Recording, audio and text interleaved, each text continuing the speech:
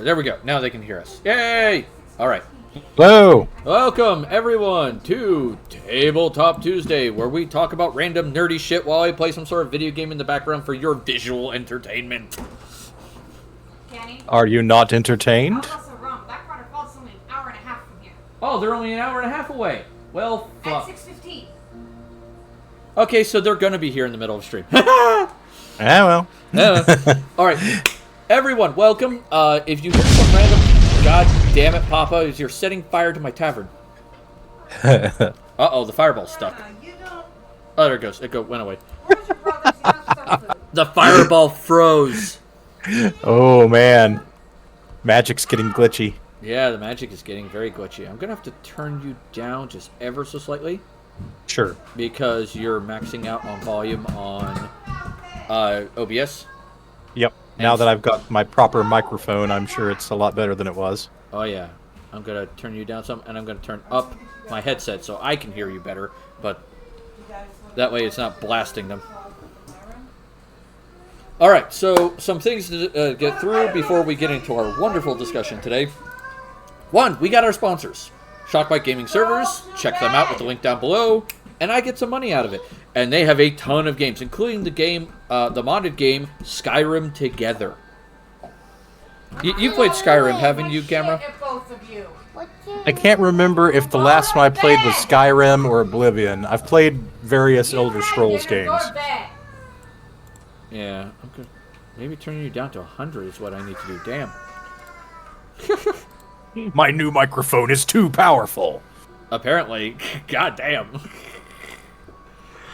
Oh, it's always fun to, have to figure that shit out. Do you remember the fight between the Imperials and the Nords? I don't. Okay, that was Skyrim. How about, lots of dragons everywhere? That rings a bell, but I think that was from the ads for Skyrim. Okay. Russ, shush.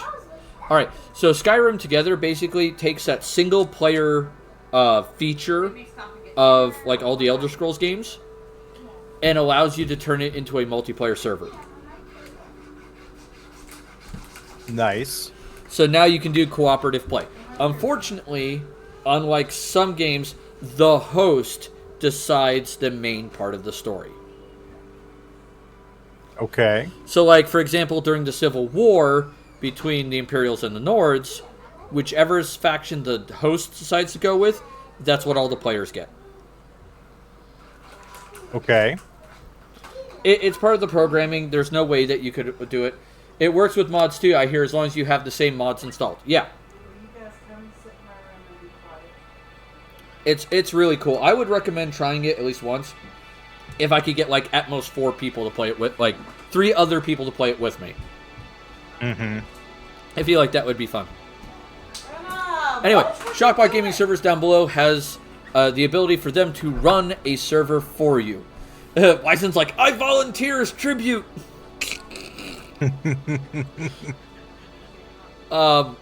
So that's a possibility. The other sponsor is Dubby Energy Drinks. If you use the code RubyMadHatter, my name, you get 10% off your entire purchase.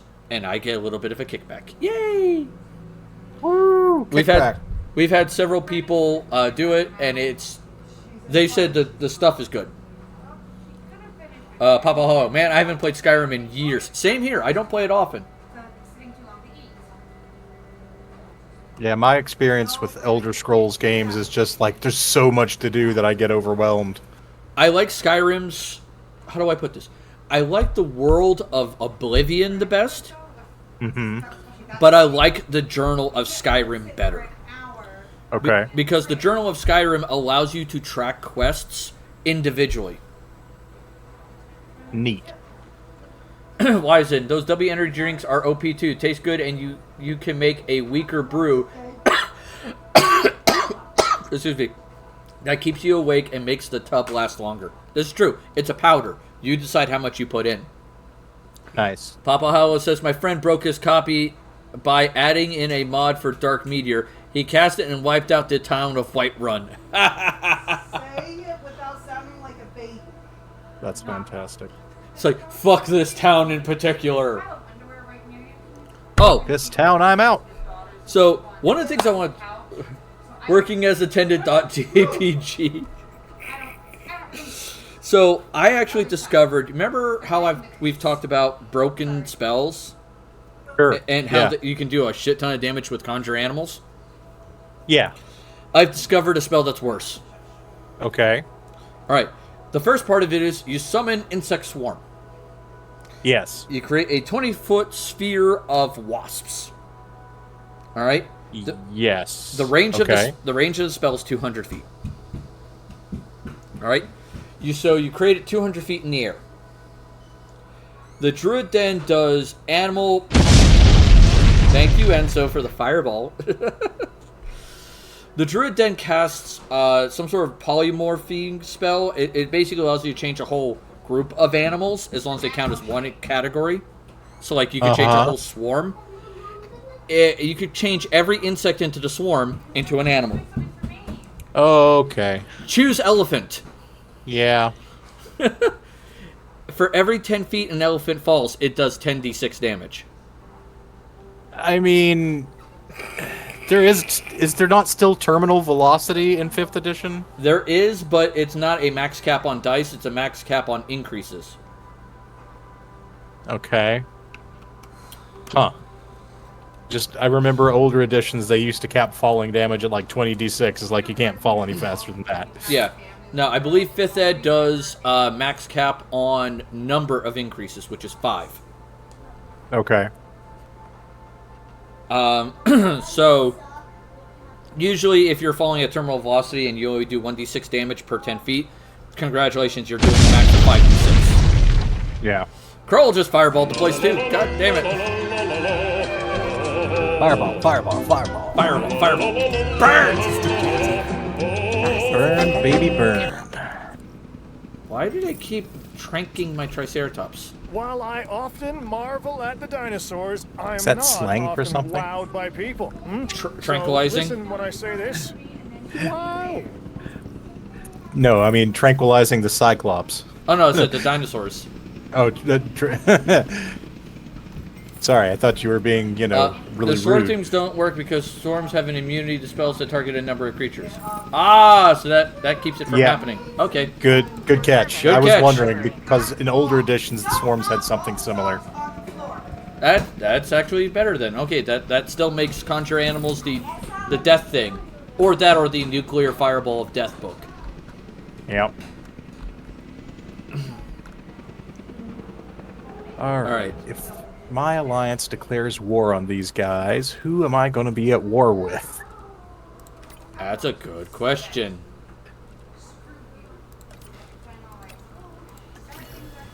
We're all about misreading our rules to our advantage here. Funny. Oh, excuse me while I choke on my lungs. Tosses his 5d4 magic missile away. Yeah, that did happen in our Sunday game. We all misread some rules. I looked over it more carefully, and we determined that Asset to be collected. the feat didn't work as intended. Ah, I see. Wizen went with something called Blood Intensity, which is a sorcerer ability, and it behaves very similar to Intensify Spell. Gotcha. Alright?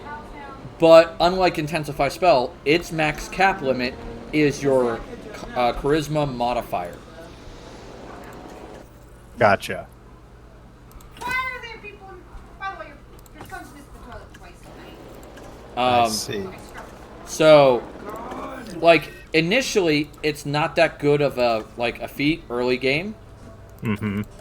But my god, late game, it is going to be terrifying. That makes sense. Yeah. Commencing asset transit. Especially if you get that charisma up there to, like, double digits. That's, like, max cap? What's max Hey, cap? I've got another mission for you. Right. Read the details. Woof. Yeah. I do this because I love the craft, but a little extra in the bank does. Yeah, so it would be like, instead of a 10d6 fireball, congratulations, you now have a 20d6 fireball at max level.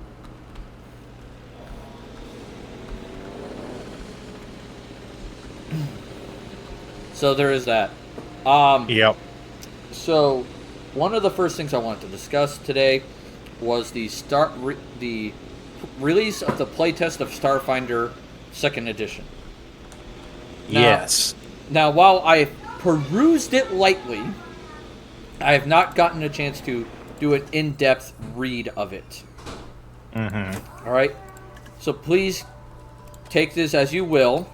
All right? It looks like they have learned some of their lessons from First Edition, and they are making improvements. I cannot give you a full in-depth analysis of them. It just looks like, from what I've thumbed through real quick, it looks like they're doing better. Instead of... There's another goddamn fireball. Jesus. Guys keep setting fire to my whole damn tavern. And it's stuck again. Wow. And then it disappears. So strange. Yeah, that's so strange. Yeah. So, like, for one instance, in Pathfinder First Edition, there was 2 forms of HP you had. You had in Star Wars D20, it was referred to as wounds and vitality. I forget what they're called in Starfinder off the top of my head. Mm-hmm. All right. So you go through your increasing HP first, which is your vitality, which is to represent near misses. Right. And then your wounds are you actually got hit, and you actually took damage. In Pathfinder, only heroes got the vitality. No one else did. Right. So only the players got it. NPCs were never allowed to have it. You mean in Starfinder? Sorry, in Starfinder. Yeah. In the Yeah, you said Pathfinder. Whoop, my bad. Sorry. In Starfinder, that was originally the case. That only the players could get this vitality. Everybody else just had wounds. Gotcha. Now, mind you, they had a slightly increased wound pool, but it wasn't like to the level players got. Transportation underway. Not to mention, the vitality was way easier to restore than wounds. By, like, a large margin. So, with that being said, the second edition looks like they have corrected that and stated that NPCs could get vitality now, and monsters have wounds. Okay. And the monster wound pool is significantly higher. And there we go again. And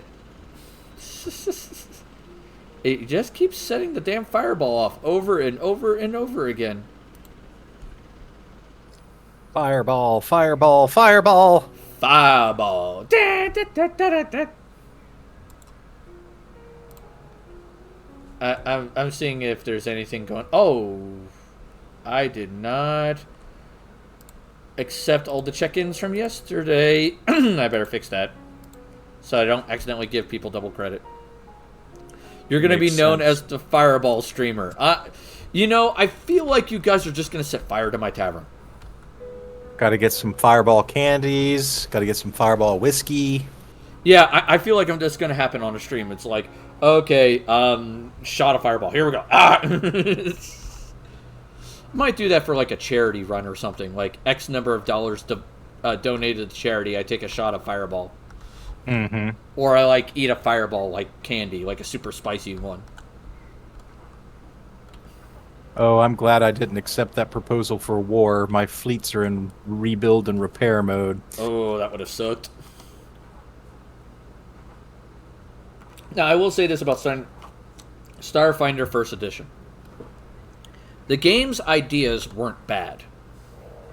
No. I mean, basically they wanted to do like a Star Wars style science fantasy game, and that's a classic good idea, you know? You want science fantasy. It's a great genre. Yeah, the problem they ran into, though, was they didn't do a good job. Oh, shit, I killed too much forest. Come on. Give me a little higher, please. There we go. Alright. Forest. There we go. Let me double check the... You guys, are you good? Yes, you are fine. Alright.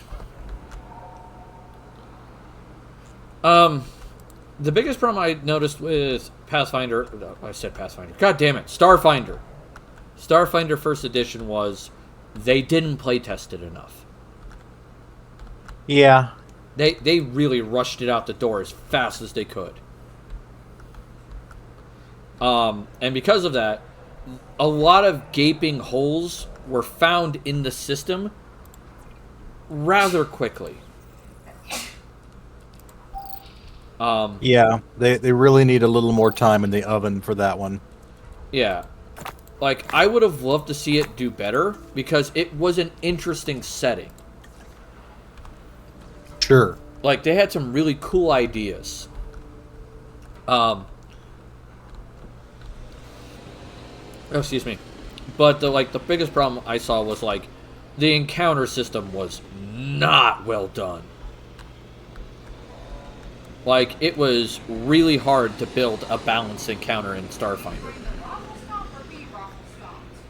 The experience we had with my group was they either raffle stomped every person they came across, or they got stomped. Okay. There was like no, like, we're holding on, we're barely doing it, this is an epic fight, we're having a blast, and it's like, nope.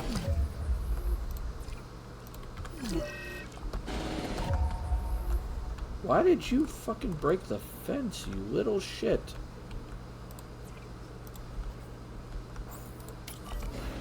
Alright, my sentry array is complete. Why is he breaking the fence? He's hungry. But there's tall nuts and stuff around. Go find your food, dum-dum.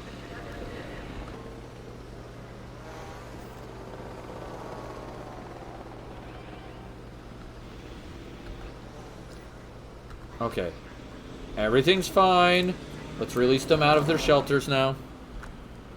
Release the hounds. Wizen tried to send a link or something. Could be. Because Yeah. I got nothing but stars. Yeah, I clipped you. Oh, you clipped me. Awesome. Uh-oh. I'll have to see what the clip is. Wonder why the clip didn't go through. I mean, if you send it to Gamera or me, we can send the clip. Yeah. En route to collect the asset. That way we got that covered. Oh, okay. Oh, video links. He sent it in video links. You got it? Oh, god damn it.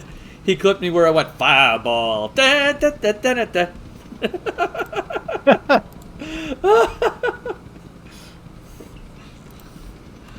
Oh, I learned that from like a Monster Hunter video a while back, where they were making fun of I think it was Rathian or Rathalos, I forget which one it was, and the guy was talking about the moves the monster had, and one of them was like fireball, and it would shoot a fireball at you, and so he did it. He goes fireball, da, da, da, da, da, da. It just stuck in my head every time I hear Asset fireball. in transit. Oh god. Well, now it's immortalized. Yep, that's probably going to go in my preview clip. I have to make like a little stupid 60-second, preview video for Twitch for when people visit the channel when I'm not here. Makes sense. Yep. Come on, guys, finish these damn upgrades. Get up!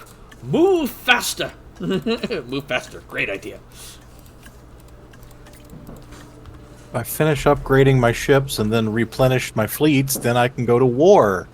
Wizen, with an intro by none other than Candid Gamera. Asset delivery confirmed. Oh no. I don't know if I should let him make the intro, because I have a feeling that would go really messed up. I don't know what you're talking about. Uh-huh. I'm sure, like, between you and a few other people we know, that you would come up with something rather entertaining, but also silly. Meryl is a sweet girl, but I mean, a whole lot of crazy silly's a in that little given. package. In all the time you've Squidgy's known me, here. have I ever given you the Hi, impression Squidgy. that I was turned off by crazy? Okay, point taken. Other fun things about Starfinder, though, that I wanted to point out. I hated the magic system in Starfinder. Yeah, I mean, I understand you going, maybe this, full fantasy-style magic system doesn't work for science fantasy, but at the same time, it just feels unnecessarily hobbled. Yeah, like, there should still be 9 levels, but, like, don't label it necessarily as magic. Okay, you done good. You know what I mean? You could, Sure. You could label it as anything you want. You could say it's psionic powers. It could be... You could say it's, like, the essence of whatever mystical thing you want in your universe. I mean, shit, man. You have plenty of options. Yep. The power of space vibes. The power of space vibes compels you. Oh, no. The power of space vibes compelling people. Yeah. It would be really chill if you left this child's body and went back to hell. I've got a new objective for you to look over. It's not cool. We're gonna hear pounding for a second. Space vibes. Okay. The sound you're hearing is my wife basically reenacting a cask of Amontillado on someone. No, there was a, I realized while I kept getting my foot in it, there was a little nail sticking out down near the bottom. Okay. Wyzen, you'll never win against the... Don't say it! No! We don't need... Leroy Jenkins. Oh, God. Yeah, no, Wyzen. We don't want the mouse after us. His copyright lawyers have ungodly amounts of power. We will all die.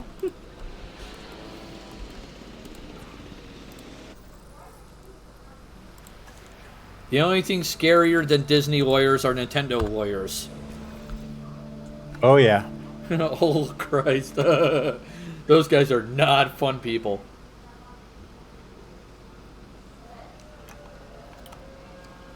Yeah, Nintendo does not fuck around. Yes, agree completely. It's like you take the evilness of Disney and then you give it the efficiency of the Japanese culture. and you have an abomination that will possibly kill you or just work you to death. We're not sure which yet. Nintendo lawyers are handing out these DMCAs like candy. I'm fairly certain that every time they exhale a DMCA has been, initiated. Look under your chair. We have a copyright claim. Oh my God. Now, don't get me wrong. I kind of both like the item system in Starfinder and don't like it. Yeah. Yeah. It scales a little weird. Yep. I will say that. It does scale a little weird. But at the same time, it also, what the hell? I mean, I thought I had this covered. Apparently I don't. They have enough space, but they're not getting enough. Is he still exploring? I mean, he's comfortable. He's just not 100%. Uh-oh. Incoming storm.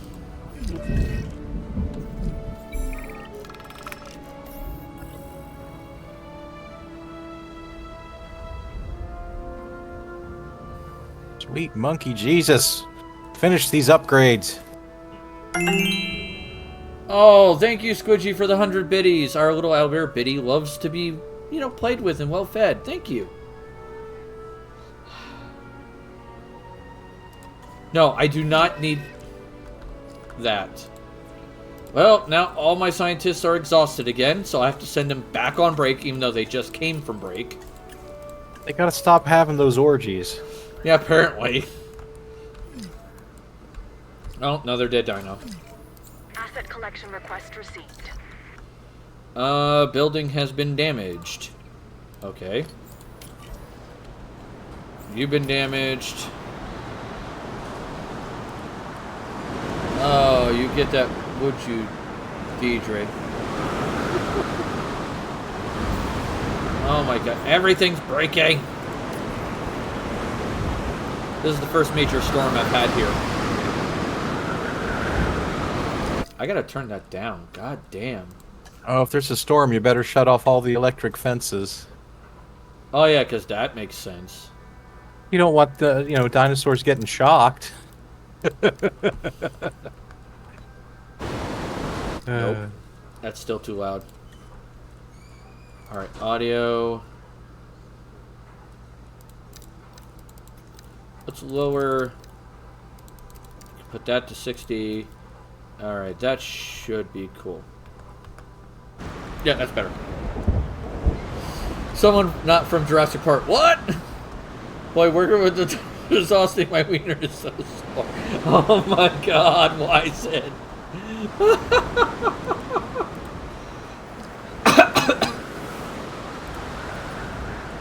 Oh my god. Alright, tasks are full for you. Assets in the air. Alright, so you need to pair that. Alright, I am not letting everybody out until that door is fixed.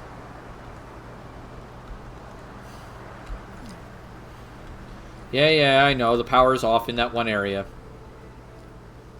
Alright, fully upgraded fleet. Now, reinforce said fleet. Yeah, woo! But I would say the items, though, they're not well designed in Starfinder. Because, like, as you progress in leveling and so on and so forth with the items, they eventually get to the point where the items become overpowered. I'd say so. It's just like, why? Why is this a thing? I was about to say, please don't hit the fence. It'd be very annoying. Like, I just fixed that! What the hell, man? Just fix that fence. Alright, let's hopefully my scientists are done doing whatever the fuck they're doing that keeps getting them so exhausted.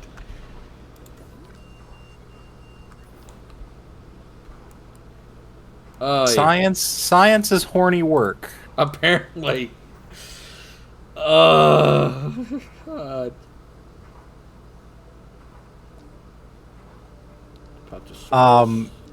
So yeah, I mean, Starfinder, one of my biggest issues with Starfinder was just the weird way the costs escalated, and it made, like, I understand the balance you're shooting for there, but it's like, all right, for your level 15 weapon that you'll want to use as your basic main weapon, it's 15 billion credits. It's like, what? Let's say, what? The in-laws have arrived. Indeed.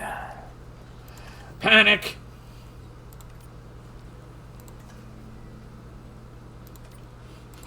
It's like, now is not the time to panic. Now's the perfect time to panic. I mean, you might not be able to panic later. You gotta panic now. Yeah. Alright, let's see how many eggs I got. Wow, you guys all suck. Oh, no, wait, never mind. They're vulnerable. I can deal with that. Alright. So, yeah, the cost escalation was a problem. The power scaling escalation was also a massive problem. And some of the weapons had weird rules that really didn't work great. And the difference between physical and energy weapons was also weird. Because, like, if a target was invisible, you couldn't hit it with an energy weapon, but you could hit it with a physical one. Which was a little bizarre. Yes, that is very bizarre. It was like, it had way more complexity to the rules that really weren't needed. Hello. Sorry, I thought one of my kids went out the door. That's why I was coming this way. So, in all, it was kind of kooky, kind of crazy, and it definitely needed more workshopping before being released to the public. At least, that's my opinion. Sure. And I'm really hoping with second edition, they give it the workshopping that it needs. Yeah, I would love to see them make a go of that, just to make it a better, more viable option. Agreed. Okay, give me a second while I drink. Why don't you explain to the kind viewers what the next topic is? Sure. It depends on how tuned you are to nerd Twitter and the general nerd newsosphere. But some reports emerged that a new Wizards of the Coast Dungeons and Dragons book, Glory of the Giants, had AI-generated art. This has been discussed. I think some YouTubers have discussed it. Gizmodo's Linda Codega, who broke the OGL story way back when, has done an article on it. The facts in this particular instance seem to be, one, there was an artist that Wizards hired to do some art who uses AI as part of their process. Not necessarily the full process, but uses AI as part of their process. There's also an allegation, and I'm not sure at this point how substantiated it is, that some other art in the book was taken from someone who had submitted art, and that art was used in an uncredited way, and perhaps with an AI finish. Like, there's some dinosaur drawings that look very much like this other person's dinosaur drawings. And it's like, yeah, did you pay them? Did you credit them? We don't know. That is the fuzzier bit of the story, but it's led to a broader discussion about AI art in the role-playing game space particularly. Again.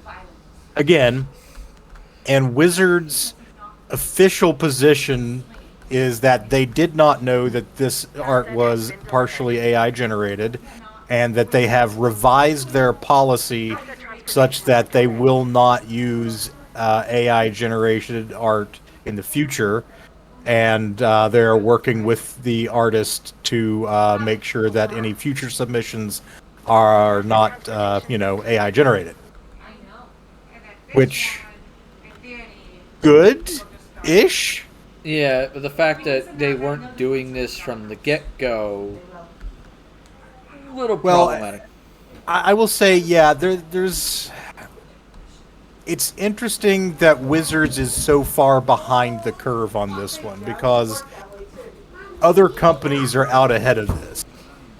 Squidgy just said, just tried the Dragonade from Dubby. It's alright. I haven't tried Dragonade. That was the one we didn't try. Asset has been So, This yeah. is such a knee-jerk reaction. What if the artist used an AI that wasn't trained on stolen work? Well, you raise a good point. I will say that you can possibly have an AI that wasn't trained on stolen work. You could also use AI to enhance your own work. And I think once we've had a few years to sit with this technology, we will come up with common sense rules like that. Most companies seem to be going the way of either we will not use AI generated art. Now, I don't know if that includes AI assisted art, but they won't use AI generated wholesale art.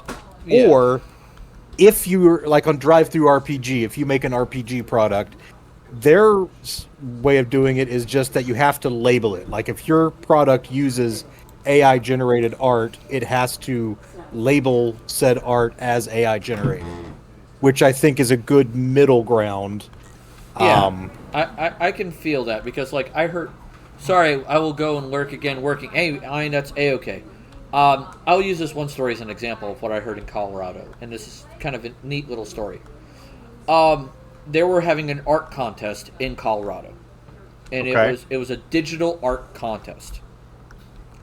The artist submitted a thing of AI art, but he did not label it as just him. He said, I made this art with the assistance of this AI art program.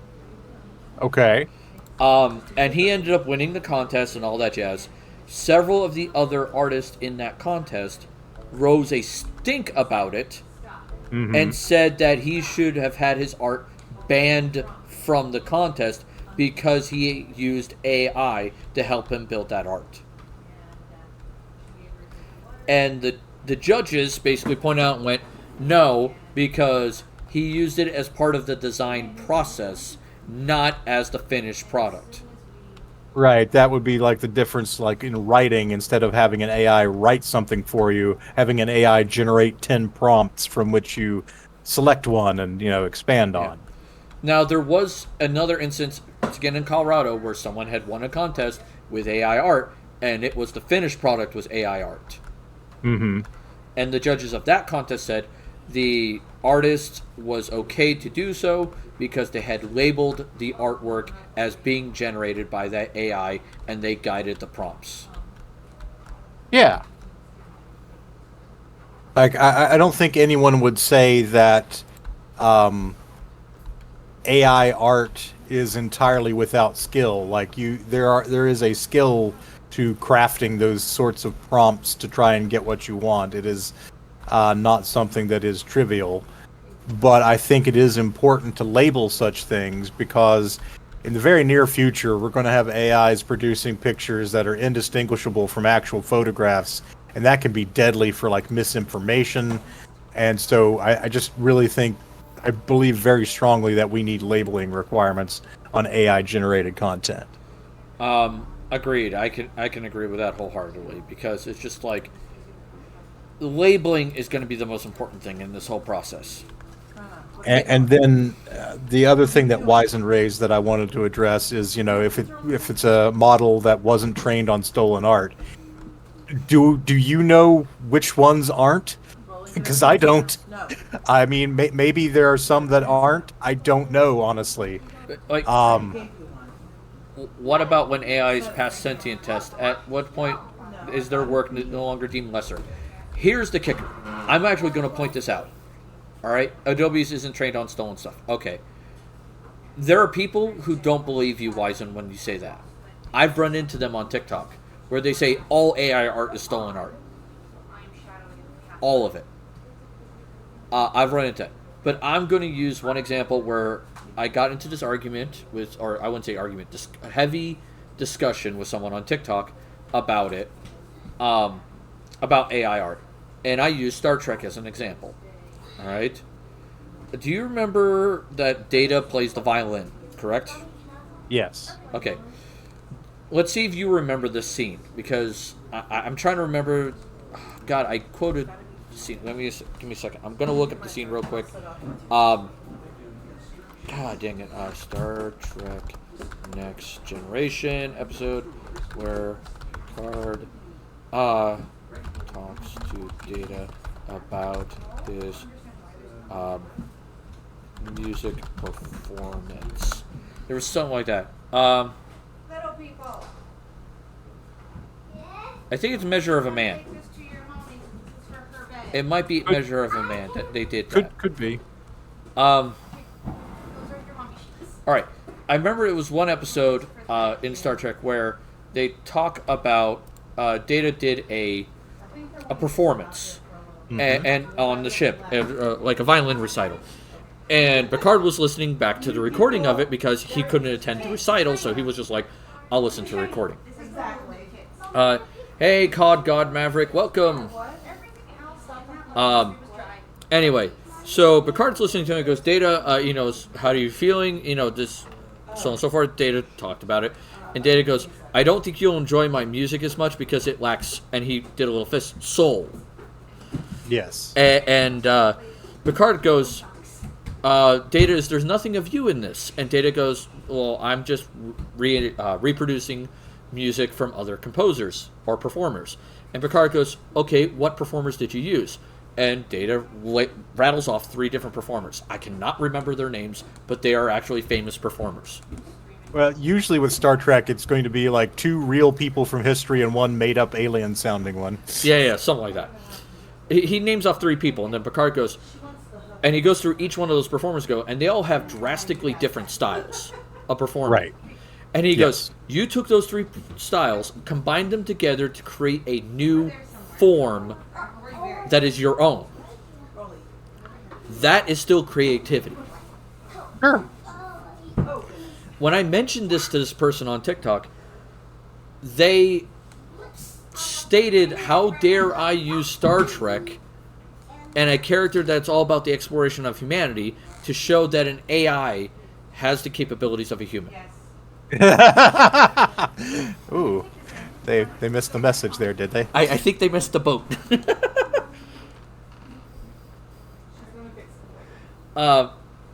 So it was kind of interesting because, like, I pointed this out and they didn't come back with an actual real rebuttal. No. And, like, we bounced things back and forth for a while, and I was coming at it from an IT perspective, going, this is how the program works, this is how it behaves, this is what it's doing. And it's not that much different than what a human does. Like, when humans tend to make art, we look at other things as references. Something triggers that art. All right? Whether it's a visual medium, a musical medium, or an emotional medium. All right?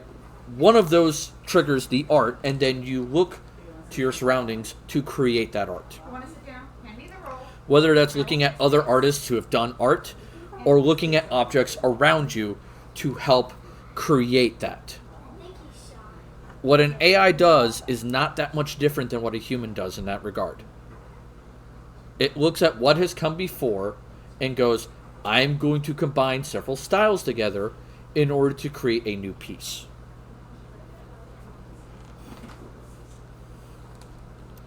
At least that's what the technology comes across to me as. Sure. I mean, how do you feel about the technology? How do you think, like, you feel how it works?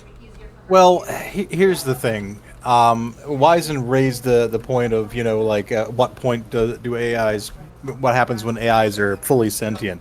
I don't know that AIs, well, actually, let me back up immediately, because sentience and sapience are two commonly conflated concepts. A dog is sentient. A cat is sentient. A worm is sentient. What we usually, when sci-fi says sentient beings, what it actually usually means is sapient beings. And actually, Measure of a Man kind of goes into the difference between the two. A sentient being is aware of its surroundings. It has sensory processing. That is, a sensing being. A sapient being is a self-aware being, one that can analyze its own thought processes. It can basically self-critique. It has the capability for abstract thought. These are thinking beings, and the only known sapient creatures on Earth are humans, though there is some debate about some of the more advanced mammals like dolphins, gorillas, pigs. Hell, they're even debating that about octopus. Octopus, yes, actually. That's a great example because, their minds work so differently from ours. Oh, corvids. I don't think that they're commonly considered sapient. They do seem to have very advanced brains. It's possible, certainly. I'm not an expert in, animal neurology. I'm just kind of setting the ground on what sapient means. So the question becomes, at what point, what we say when an AI becomes fully sapient, which is theoretically what data represents. Yeah. If that happens, then I think we accept them as sapient beings and that they have their own full independent rights. But that's not what we're talking about here. That is so far in the future for us, as far as we can tell. Like, Skynet is not awakening anytime in the next 100 years. AIs that we use today, compared to the sci-fi model of an AI that becomes self-modifying, self-learning, self-determinative, that is nowhere near what we are capable of. Oh, yeah, it's not even close. So, that is a debate for people that will come 200 years after us, how we treat fully sapient artificial intelligences. Basically, the current state of the technology is it's. Wisen, you got to let me finish before you keep hitting me with different stuff. I can't keep responding to all of it. So the technology as it exists right now is essentially advanced computer programs that can mathematically deconstruct things and recognize patterns and then reassemble those patterns in new ways. It is, in essence, a tool. But let's say you've got a quilt. You've made a beautiful quilt. And someone says, wow, I really like the way you make quilts. I would like to buy some of your quilts so I can start making quilts like you. And you sell them the quilts. And they take them home. And they deconstruct the quilts, put the patches together in a different order, and sew them back together. Have they done something? Yes. Have they made a quilt? Arguable, yeah. They've remade a quilt. Even if they take multiple ones of your quilts and like mix and match the patches, they've created a new pattern. But was there an actual exercise of creativity involved, or was it just these are the pieces I have, I'm going to put them together in a different order? So there is a legitimate debate to be had there about what AI is, but AI is essentially a tool that lets you deconstruct this vast library of inputs into bits that you can reassemble. It's like taking reality and turning it into Lego blocks. And you know, how do you define that different than what people do? People do that, but there is also, a mental component there, a mental process, an emotional process too. Art is hard to define, but one of the common definitions I see for art is something that someone has essentially put both effort and emotion into. If I just take a paintbrush and slap it against a canvas, it's like put a big splotch of red paint, is that art? Oh, Wisen, you are digging yourself a hole there. I know so many people in textile arts. I come from a long family of quilters. It absolutely is an act of creativity. You're making choices about what kind of patches you want to put together. No, not human bias. It's just how we think of art. It's something you've done with your time. You spent effort on it to create something that has a meaning. And the way we see meaning is by intent. Yes, we being humans, because that's the only perspective we have. Once there's a fully sapient AI to advance their perspective, they can explain to it. Wisen, if you don't experience intent, you are not sapient. That is what sapience is. It's part of it. If you aren't capable of intent, it is an operation of a machine. And I don't mean that in the sense of an AI. I mean, it's like a tube just squirting out things. It has no will. It has no intent. It has no purpose, except what it is given by other external individuals. And it's biased. He goes, yes, and it's biased. Sure, he's claiming that, seeing things from the human perspective is biased. I mean, arguably, yes, but that's because we're... No, that's you've put words in my mouth, Wise, and I am not saying that we're probably the only ones who have this quality. No, Squidgy. You if you put something together as a matter of rote... Okay, I see, Wise, and I misunderstood what you're saying. But I'm not maintaining that probably we're the only ones that have this quality, and I don't know that there is I don't know who you're arguing against then. But to address Squidgy, I think that you give yourself too little credit. I mean, sure, can I do some things by rote? Absolutely. Like if I am bored and I just need something to eat and I just don't care what it is, and I slap a couple pieces of cheese between a couple slices of bread, throw it in a toaster, have I made some kind of culinary masterpiece, or did I just do the bare minimum and put myself together a grilled cheese sandwich? I just put myself together a grilled cheese sandwich. But, you know, someone else could find meaning in that, I suppose. But yeah, an AI, it has no more intent or purpose or vision than a screwdriver or a pair of scissors.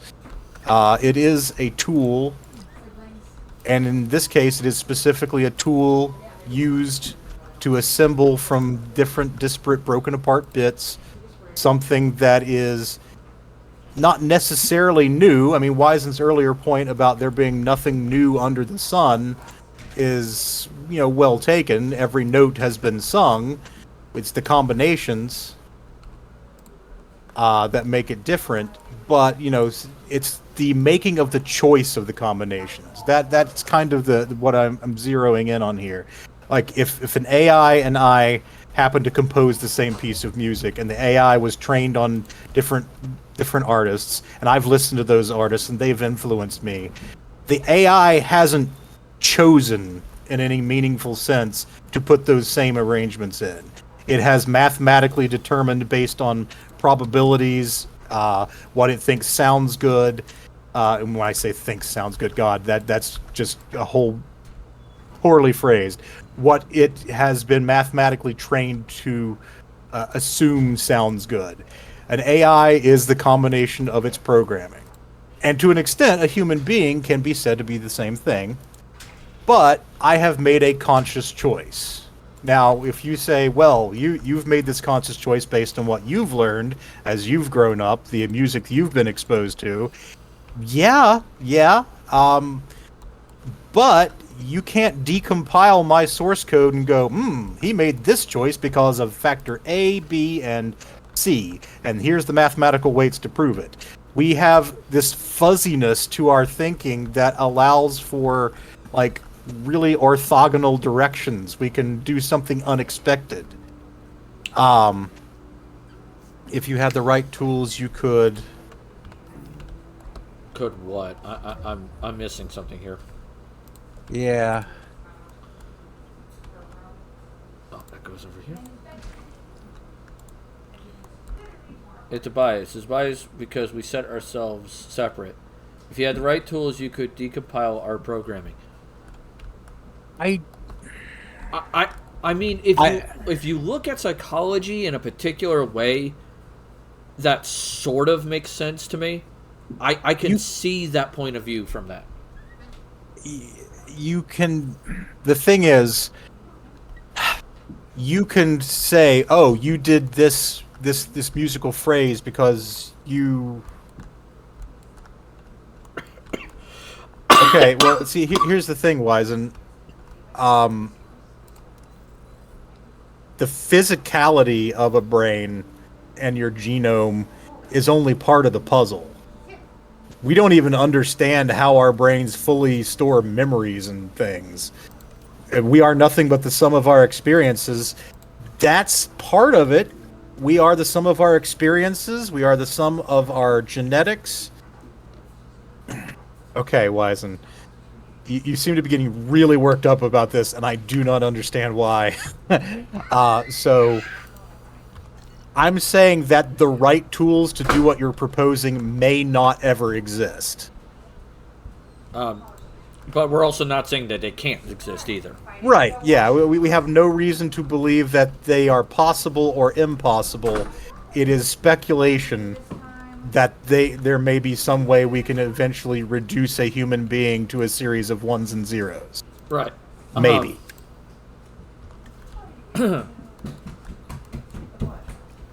Yeah.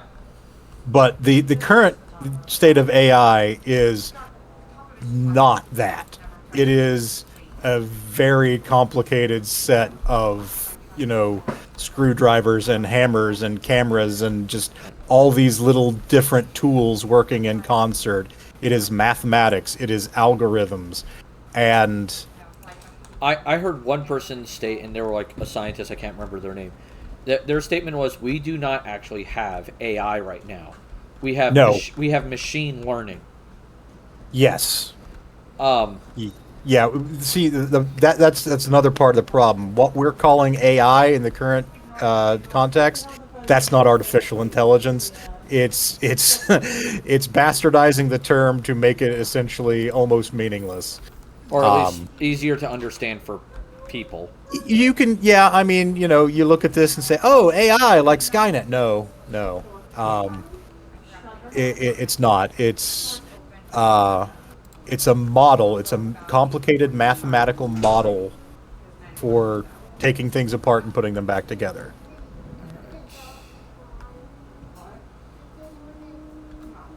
I mean, I guess to an extent, wise, and it would be more difficult for us to recognize sapience in other species or even artificial beings, but we do have defined criteria that we can test for.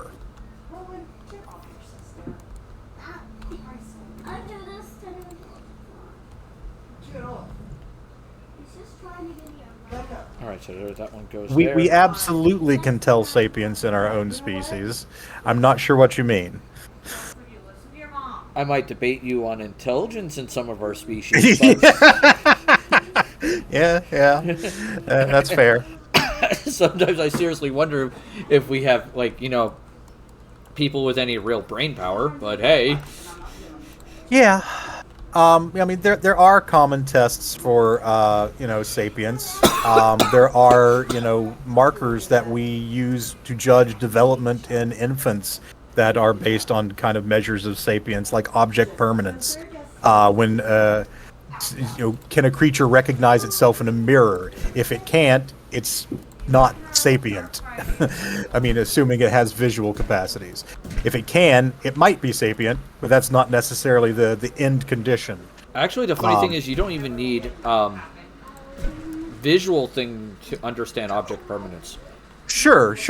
I was just using one common example. That's fair. Oh, we got an ad break. All right. Oh boy. She said no. She said I'm in the process of building this track. I'm actually enjoying this discussion.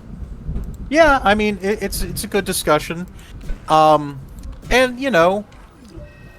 you're correct that tests can be designed with biases. And certainly if a creature is suspected of being sentient, we should, try and test it in every way we can determine to see if, in fact, it is sapient. But, is a gorilla sapient? Maybe. Is a dolphin sapient? Maybe. I don't think... I mean, there are some very intelligent birds. I don't know of any, animal scientists that have advanced the idea that they're actually fully sapient. It's possible. Like I said, I'm not an expert in the biology. But it would depend on something being able to essentially think abstractly. That is, the core of it.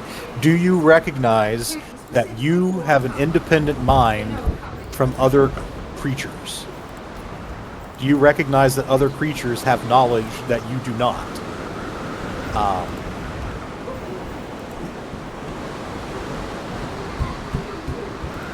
Absolutely, Wizen, but that's not necessarily something that prevents you from testing for it. You can see how it reacts, and if it reacts in, a way that suggests that it does not have intelligence, you can come up with a different test.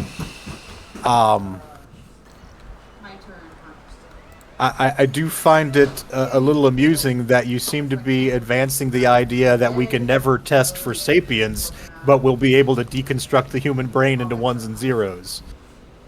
It's like, we're going to have this amazing miracle technology to do this thing, but no, we can't do this thing that we already can kind of do.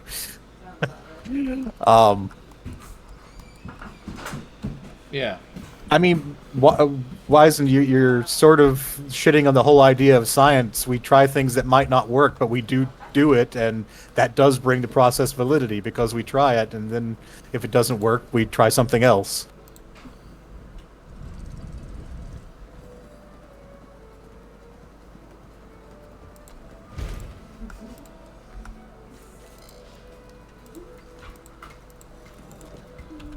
Even ask. Not at this hour. Oh, I'd help. Oh yeah. Yeah. We went from talking about AI art to discussing the nature of humanity. Yeah, you know. I think it naturally lends itself. Of course, we talked about Star Trek episodes last time, and Measure of a Man featured prominently. Yeah. You are certainly entitled to your opinion, Wizen. Yeah, and there's nothing wrong with your opinion. There's just everybody's allowed to have their opinion in this regard, and it's. I'm trying to think of the words I want to use because my brain is just like, hey. I'm not thinking clearly right now. Having trouble with your sapience? I am having trouble with this damn track before I lose my mind on it. It's like I'm sitting here trying to build this track, and it like keeps going, oh, this building's in the way, and then this building's in the way, and it's just like, will you please let me just build it? I mean, we are very good at fooling ourselves into thinking we see it. You're absolutely correct there. We have, what's that called? There's a human intellectual bias towards anthropomorphization. Oh, yeah. Where we tend to overestimate the intelligence of various animals because we want them to be more like us so we don't feel so alone. I mean, we probably do it with our pets more than anything else. Oh, absolutely. Like, you know, my parents' dog is a very smart dog, and we talk about his personality and how he's, you know, just very, very clever. He knows how to manipulate people, but it's really not that complex what he's doing most of the time. It is a set of learned behaviors. It's like, oh, when I do this, they do this, which is what I want, so I have now been trained to do this. And you know, and there is a difference. Yeah. I'm forever complaining about my cats to my cat about thermodynamics of water and how tap won't cool down if I leave it running. He doesn't get it, and that's okay. Yeah. Absolutely. I think I messed that up. Let's try this again, shall we? Hey, Blur Nerd. Leonard is here. Can you do me a favor and give him a shout out? Absolutely. Thank you kindly, sir. Alright.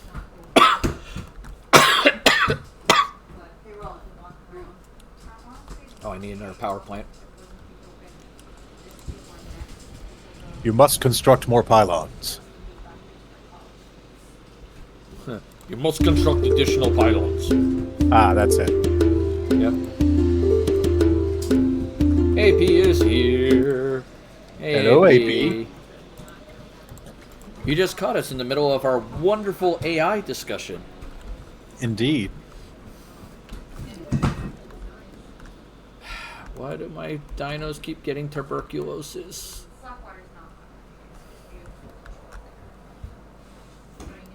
Do I have a cure for that? Skulls for the skull throne! Blood for the blood god! Yep. And yeah, Wizen, I think you're right. We were talking about AI art, and it turned into a broader discussion about the nature of AI, where it's going to be going, etc. Yeah. Man, this Empire south of me is just having a rough damn time. They keep having things rebel against them. Bad day to be them. I think Wisen, you're absolutely correct. If we eventually have true artificial intelligence, it will be a lot like what we saw in Measure of a Man, where some people want to view them as property, and some people, begin to accept them as actual independent sapient beings. It's a very popular subject for sci-fi to explore. Oh yeah, it is. I could think of multiple, shows that have just dived into this subject wholeheartedly. Yeah, Westworld's a good one. Westworld did it really well. What's another show I watched that really went into it?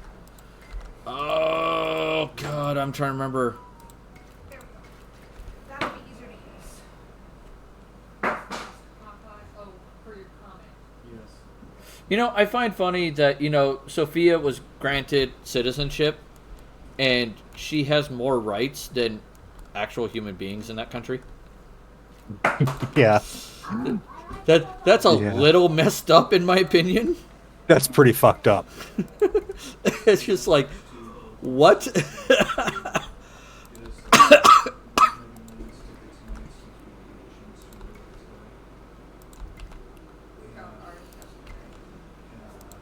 I'm trying to... Oh, okay, there it is. Okay, I'm trying to do this road so that way I don't mess this up. Bicentennial Man. That Great is a movie. Yeah, I was gonna say that's a great movie. Robin Williams did an amazing job on it.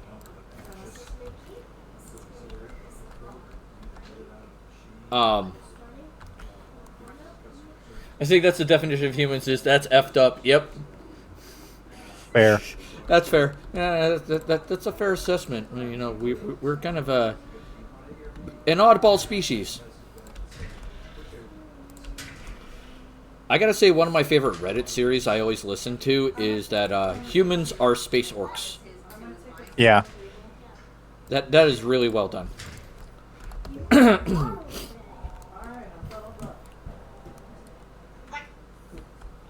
Yes, one is glad to be of service. What is that? I mean, we got into it, that Will Smith adaptation of iRobot. iRobot, yep. We sort of saw hints of it in Wall-E, for God's sake. That's true. Big Hero 6. Big Hero 6, sure. I think humanity dreams of the day when we will have this, capability to make artificial beings, and some people think of it, with, oh my gosh, it's incredible what we'll accomplish, and other people go, oh my gosh, it's incredible what we'll be able to force them to do, and still others are like, oh my gosh, they're going to kill us all. Yeah, we're all going to die. It can be hit or We miss. gonna die. For that last objective, All right, so way to go. you'll be interested in hearing about this little experiment that apparently the U.S. military did involving AI. If this is the one I'm thinking of, I think that was said later to be apocryphal. Okay, define apocryphal because I don't know that word. Oh, sorry. That someone essentially heard it from somebody who heard it from somebody who Okay. made it up. All right, is this It's not. All right, I have two stories involving AI. One I know is legit, and the other one might be apocryphal. I don't know. All right. So the one I know that's legit is they were building a little robot that was designed to detect enemies. All right, with a camera. It didn't have any guns, no weapons, no nothing, but all it had was just a camera, and so they trained this AI with a group of Marines, had them follow them around, learn from them, watch what they did, all that jazz, while tinkering with its programming. Then on the 7th day, they decided to test this robot against the Marines, and they told the Marines, we're going to put it in a field, you're going to be 1,000 yards away, and if you go up and touch the robot and it doesn't identify you, you win. If the robot little drone identifies you, you lose. Okay? Sure. So they then say go to the first two Marines. These Marines then proceed to somersault the entire 1,000 yards up to the robot and touch it, and it didn't detect them as people. Correct. This. Oh, Giving what is? you an interesting objective. I'll Only go a with that fool one. would pass this one up. The second And I group don't of think Marines you're a fool. went up to it. Prove me right. One of them went into the woods, grabbed a bunch of branches and leaves and stuff, I'm more covered interested himself in it, knowledge than the and he proceeded to walk like a fir tree, in quotations there, and walked up to the robot and touched it. The last one is by far and away the funniest one. Two Marines got a very large object and then proceeded to use the Amazon Prime camo print and sneak up to the robot in a box. Nice. Yes. And they could be heard giggling the entire time they're doing it. I mean, I would. Yeah, same here. I'd be like,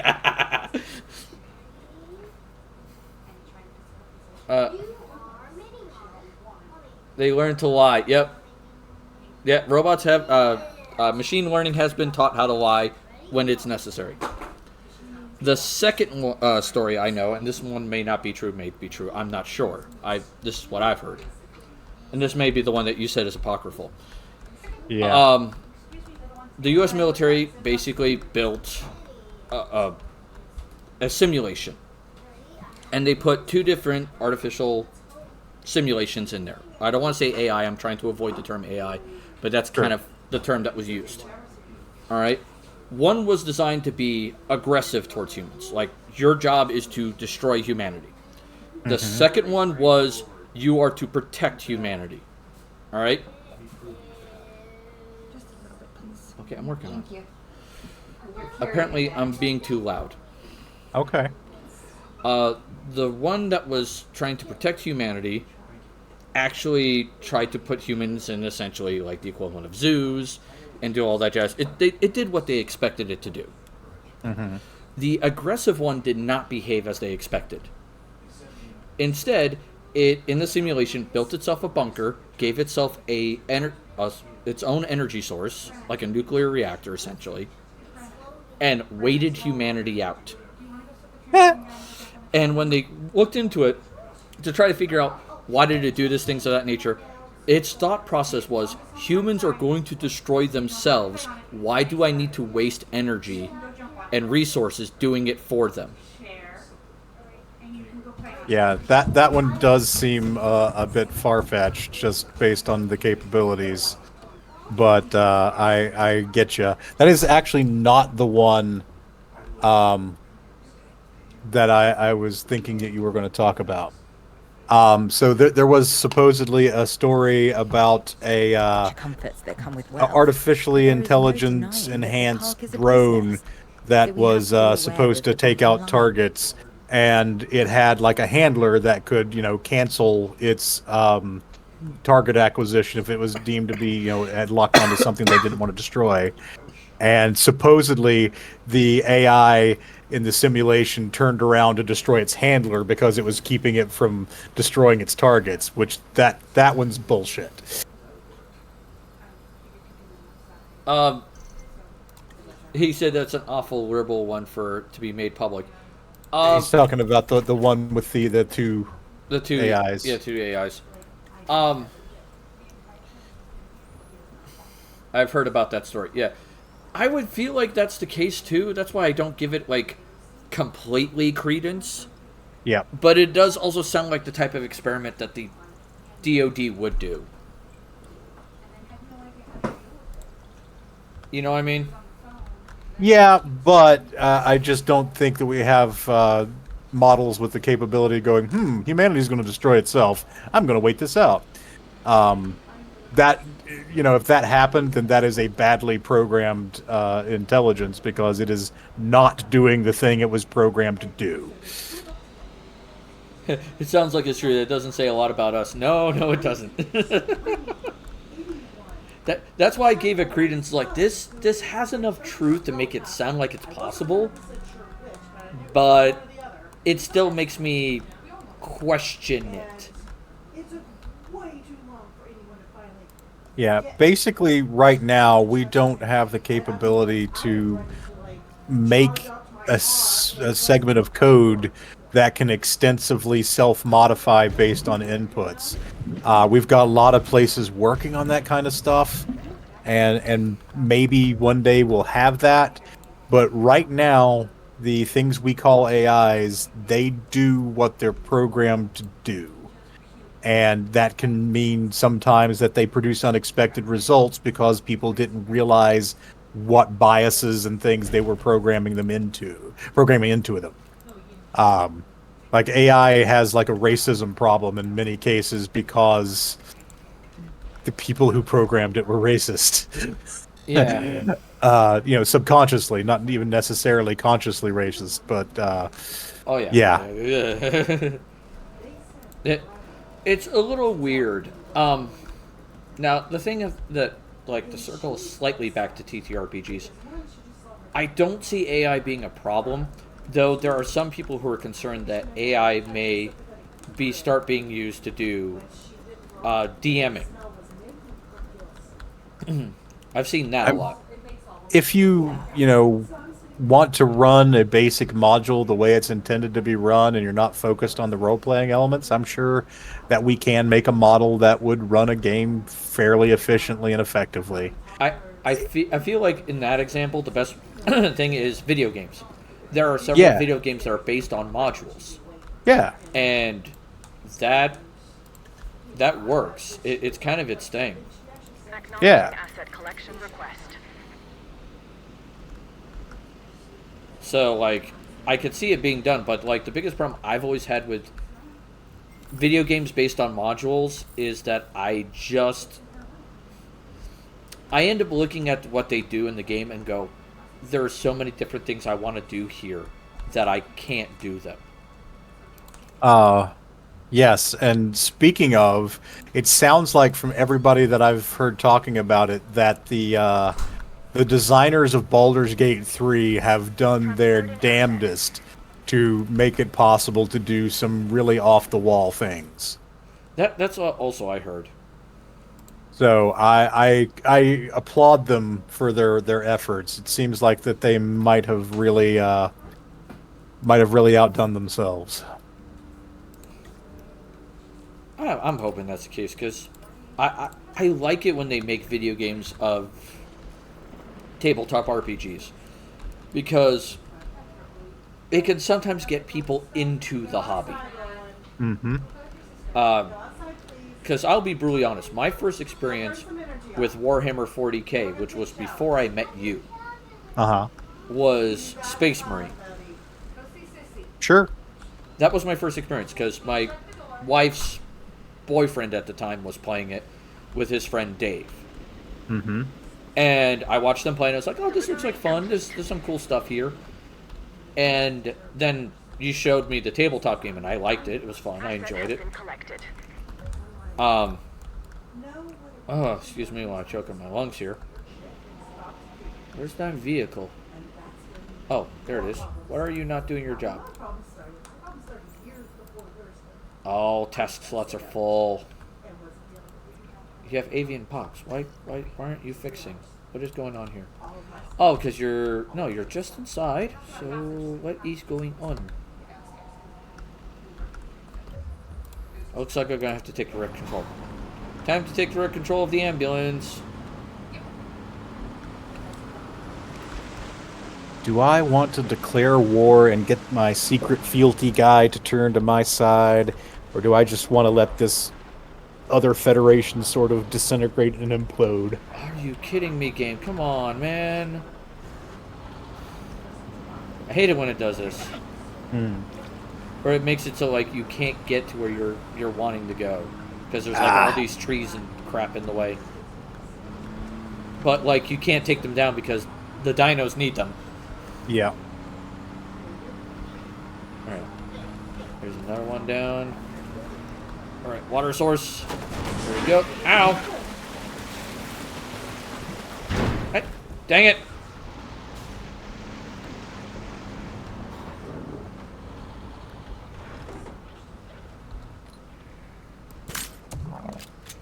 Introducing medicine through guns, apparently. We apparently shoot our medicine into them. Transported.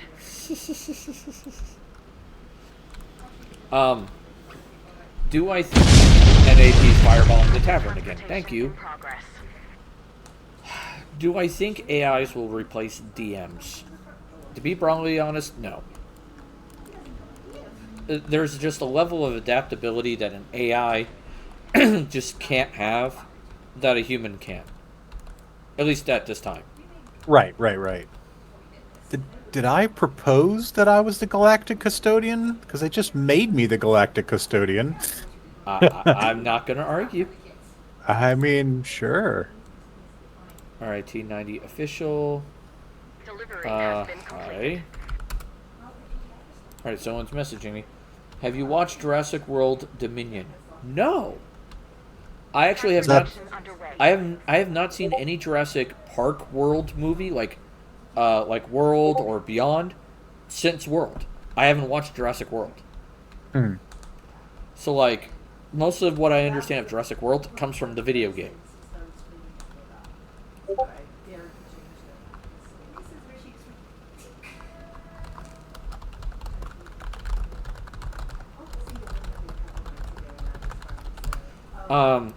So there is that. I did talk to a guy on Twitch here called Paleotizing, and he asked if I had the feather expansion for this game, which I don't. Neat. So it's like, apparently the actual dinos back in the day had feathers. Yes, that is the current understanding. Which is kind of cool. Yeah. That's a neat idea. It makes some of them kind of odd. Yeah. But it is what it is. Alright, I need to put in a water enclosure. Water. No, not that. Fish. There we go.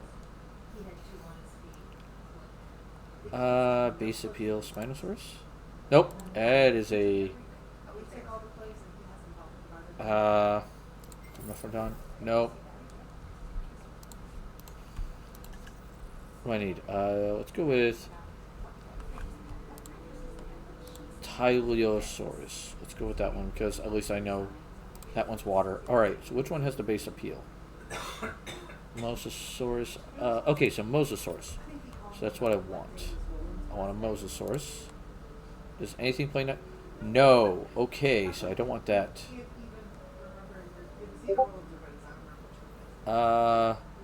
What about a Tylosaurus? Does it play Tylosaurus play nice with anyone? Nope. Chronosaurus probably doesn't play nice with anyone. Nope. Styxiosaurus. Do I have that? No, I don't. Uh-oh.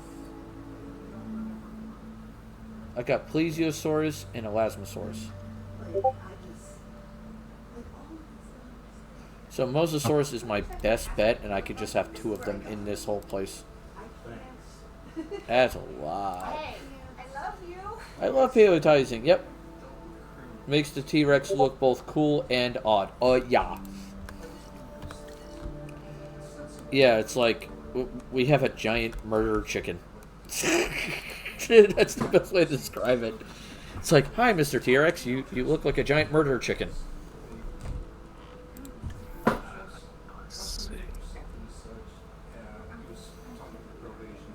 To A.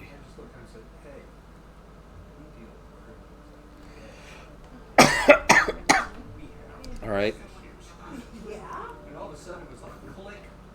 Okay. One of my vassals had a machine uprising. Oh, that's not good. No, it is not.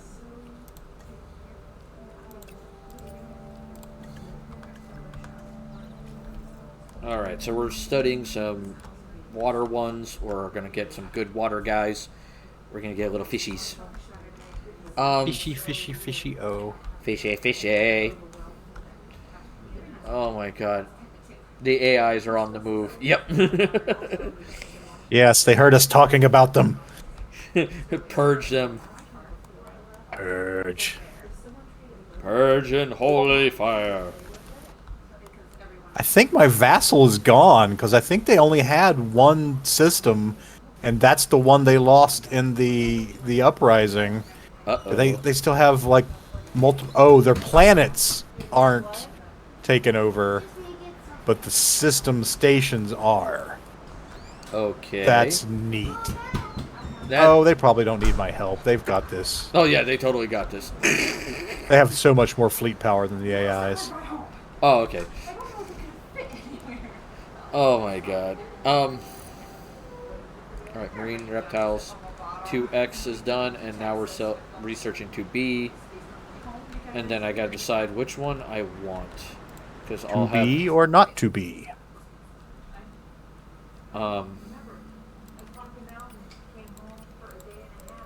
Let's activate a relic.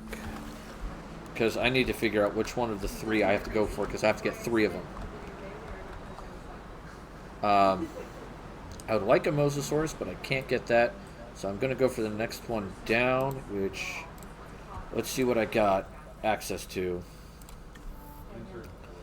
Elasmosaurus, Chronosaurus, or Plesiosaurus. Alright, Elasmosaurus is 403. Chronosaurus is 1625. So that would probably be who I go for. And I need at least 3, so I guess I'll just throw 4 in there just to make them happy. That'll work. Yep.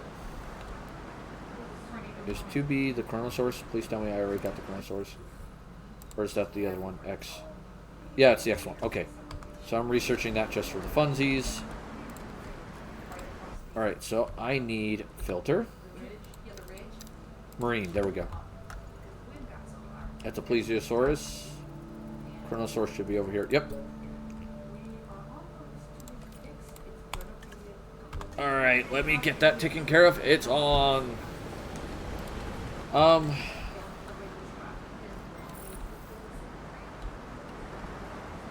I'd say also the discussion of AI sapience is also an interesting topic in tabletop RPGs. Sure. Especially if you have a player who's playing a non-biological race. Yes. Because that ends up creating a whole lot of discussions of, like, how does this go? How are they doing things? What is going on? All that jazz. Yeah, I will say that I love those kinds of discussions and thoughts. All right, we saved him. Uh-oh, what happened? In my science fiction games, of course, I love the concept of AIs.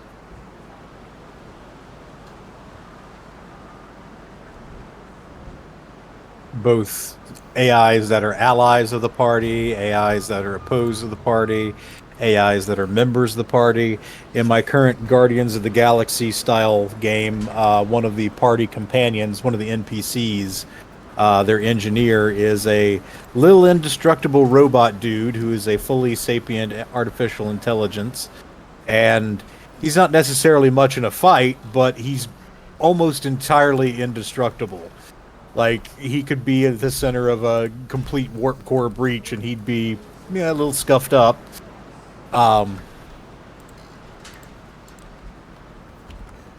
He says, I've found AI that rewrites what I want to say in better ways than I want to use for my character. I'm terrible at the roleplay parts of the games.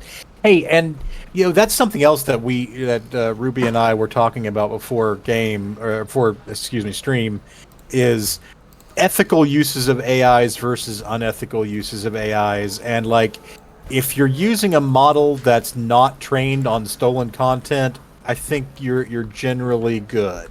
If you're using even a model that may be more ambiguous and for non-commercial purposes, I think you're still okay in my book. Like, if you're using it to, like you say, help you figure out what you would want to say in your character's voice, or generate portraits for NPCs, you're not taking money out of an artist's pocket that they would have had. You are just enhancing your non-profit exercise of fun. Which is fair.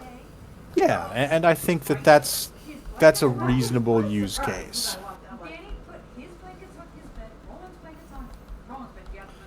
Yeah, it's just I understand some people want to be really cautious, and I get that.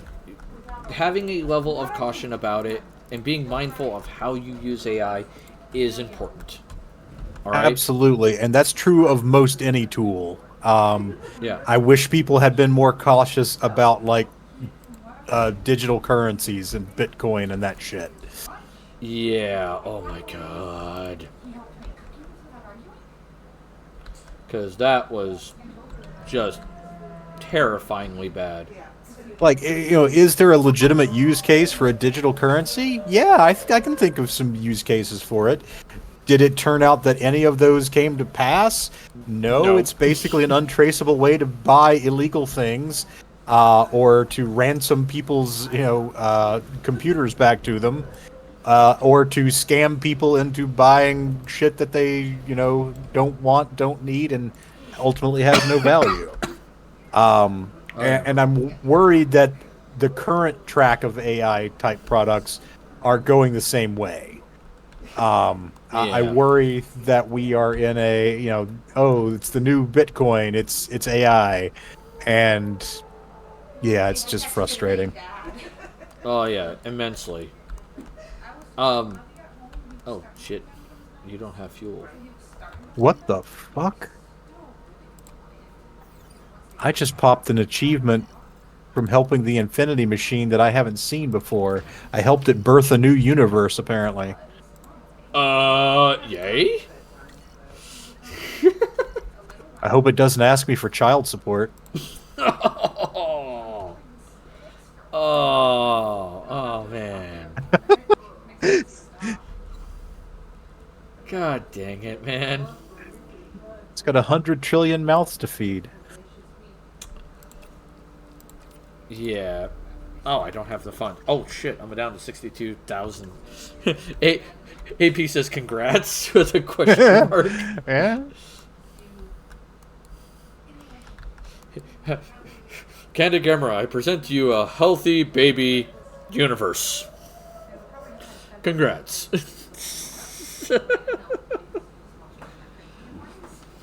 Indeed. Ooh, I have a new admiral joining me. I kind of had the same reaction to that, like from Men in Black. It's like, congrats, it's a baby squid. Yeah. It's like, I don't know how to reply to this. I mean, technically a baby universe is what I've always wanted, because a universe contains everything. The only problem is, what do you get me for the next gift-giving occasion? What do you get for the man who has everything? Oh, maybe I should make some more fleets. Or maybe I should beef up the existing fleets. That'd be fine. Excuse me? I'm not near my capacity. Oh my god. Good gods. The other thing, the thing I'm hopeful for when it comes to AI though, is people putting better machine learning into games, and maybe even getting a fully AI character that we can interact with in a game. Sure.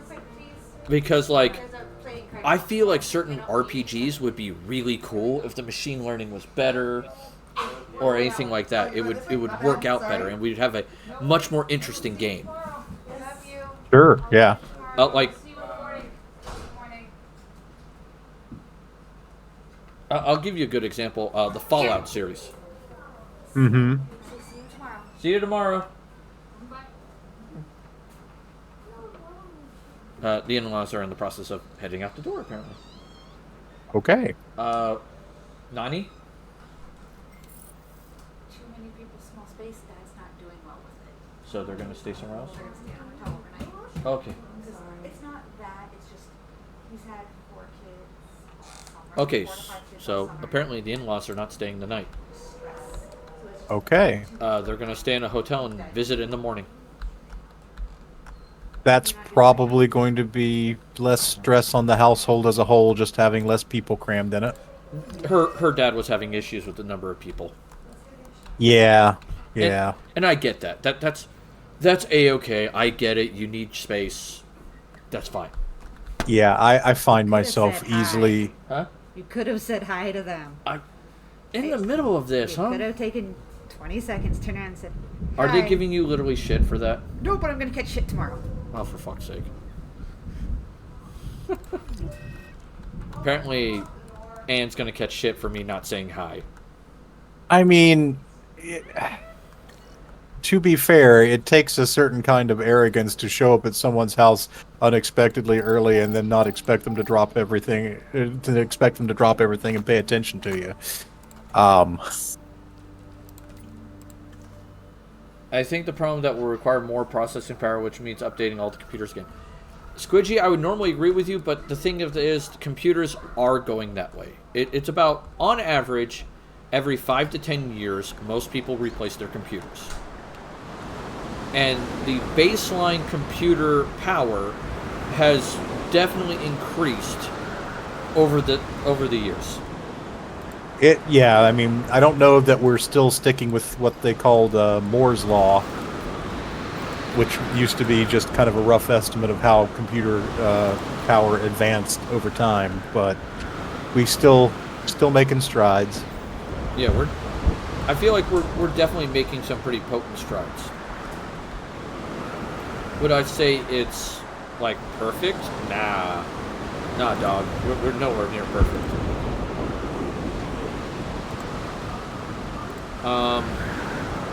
That's just me. There's still always room to improve. Yeah.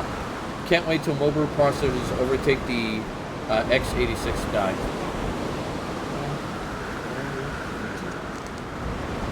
At least you get to sleep on the bed tonight.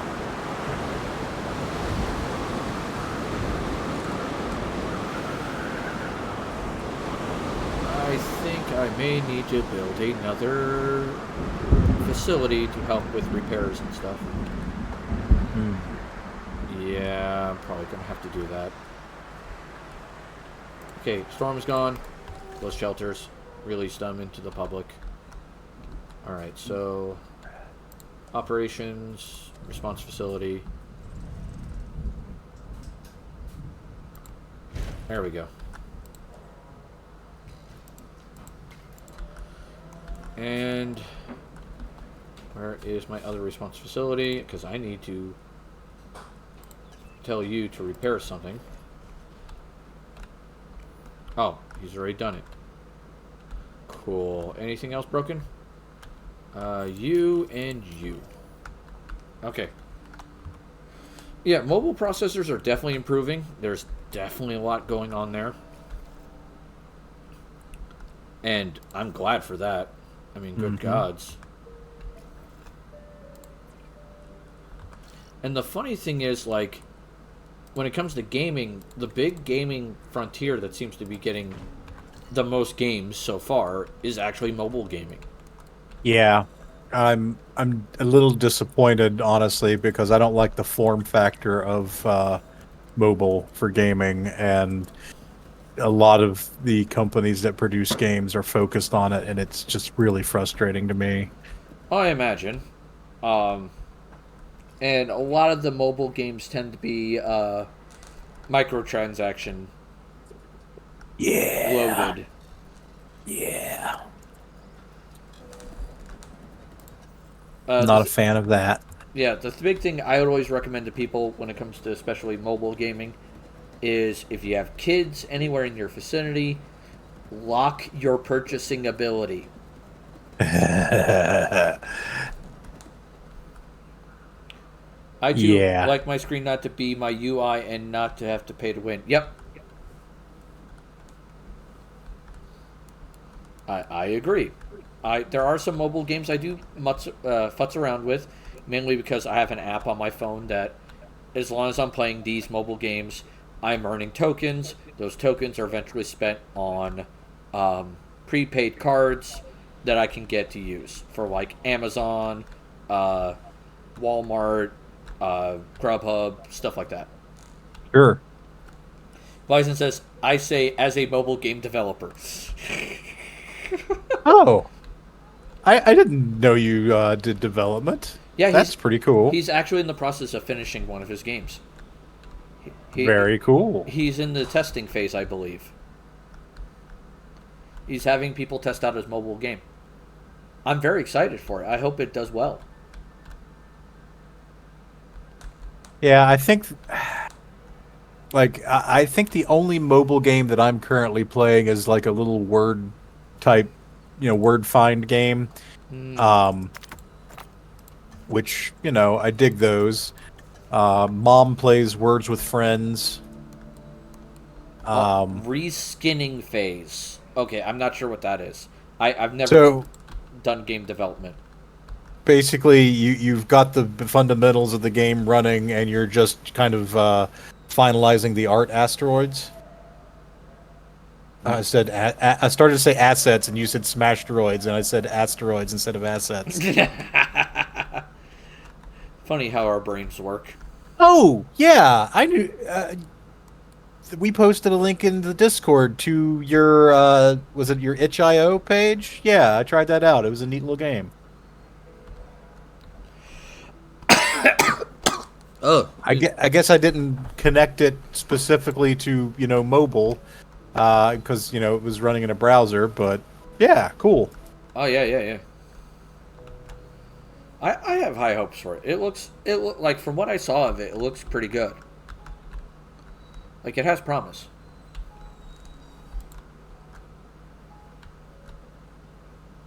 It's such a good game.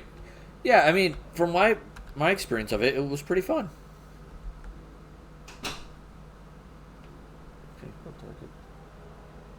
Okay, doors closed. I think she's soaking or something. I'll even double check. There you go, I messaged her. Hopefully she's okay. Yeah. Like I said, you can't necessarily be expected to drop everything for people who show up unexpectedly. You got stuff to do. It happens. I mean, if they'd hung around for another half an hour, you would have had the ability to devote your full attention to them. Neat. It kind of reminded me of a game I have on my computer, but like, I'm never going to play it on stream because the game has a massive epilepsy warning. Ooh. And I never want to give any of my viewers essentially a seizure. Yeah.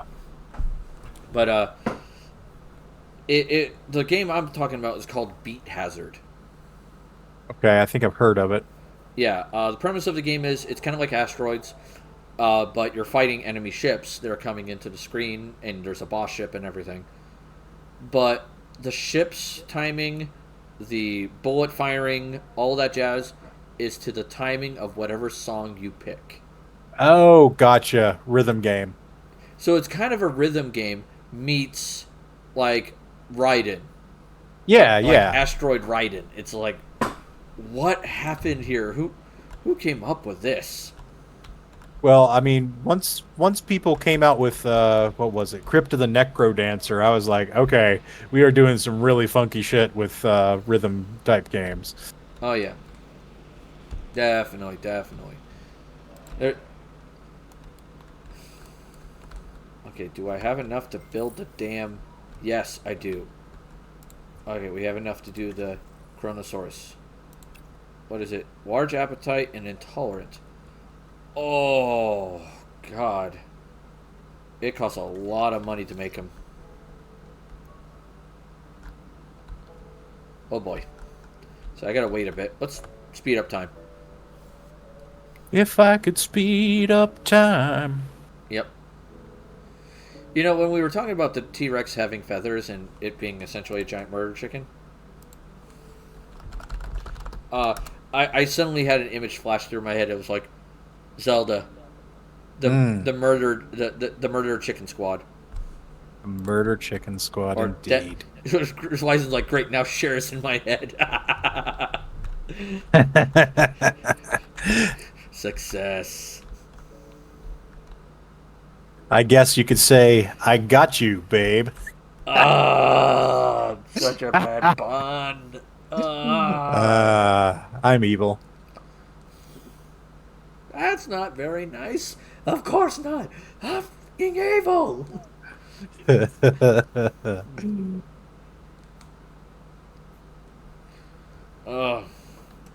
You know what the funny thing is? Like, I've seen this discussion so many times involving Dragon Ball Z because I just quoted it.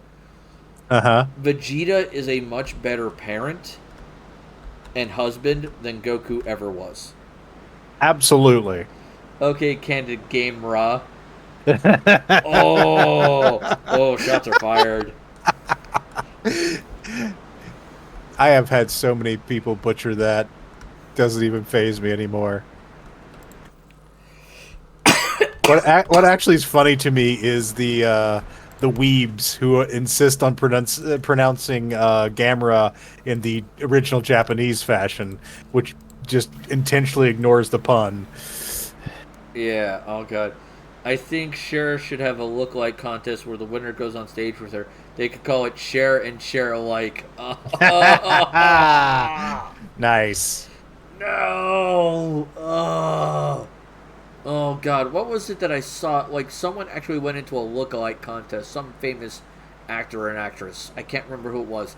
And they lost. I think I remember hearing this about Dolly Parton. Was it Dolly Parton? Like she came in second in a Dolly Parton look-alike contest or something? Something like that. It was just Michael Jackson, Elvis. No, it wasn't like that famous. It. Let me see. Let me see if I can look up famous celebrity that failed at a look-alike contest. Let's see who it was. Dolly Parton. Yeah, I thought I remembered that. Yeah. Charlie Chaplin also did it as well. Nice. So it was. I was thinking of Charlie Chaplin was the one I heard of. It was Dolly Parton. Yes, it was Dolly Parton and Charlie Chaplin. Those were the two who did it. Which is just such a fun thing to think about. Like, yeah. Like, I am not the person who looks the most like me. Apparently. Like, F it.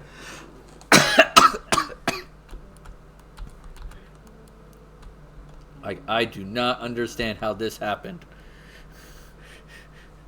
How did we reach here? Like, I'm going to be brutally honest. If I, God's forbid, ever became famous, God's forbid, I have a feeling that if I entered a look-alike contest, I would still lose.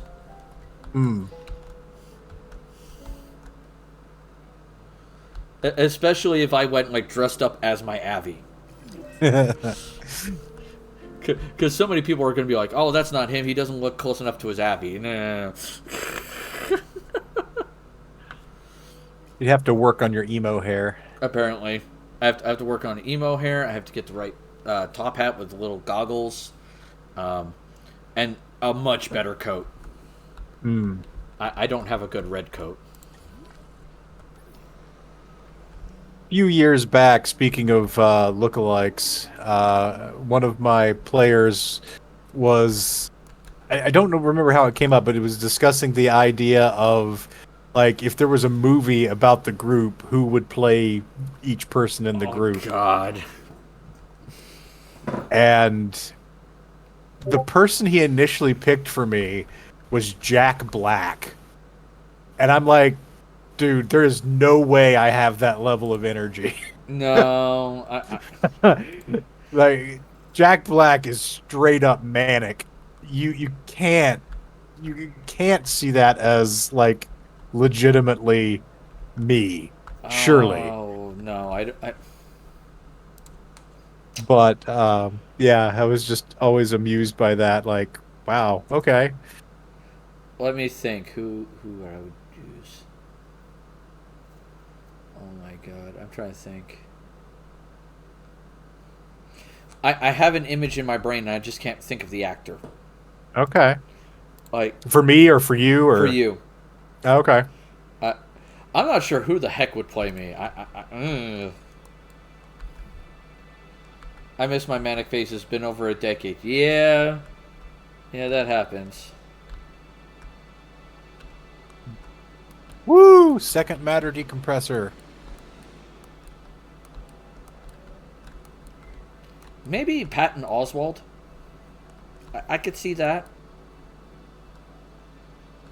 I think that's his name.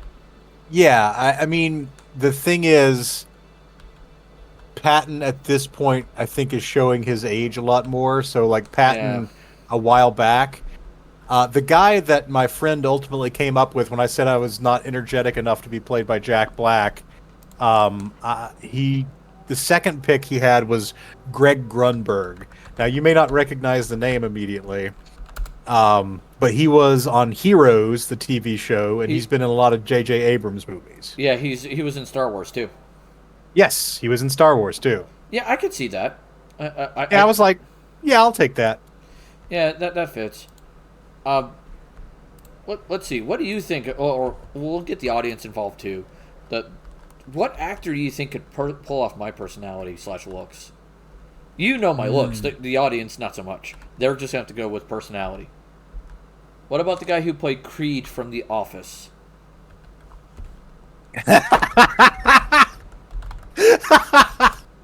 Wow. Wow. Ouch. This is revenge for the Cher thing, clearly. Apparently. I just looked up the guy. Wow.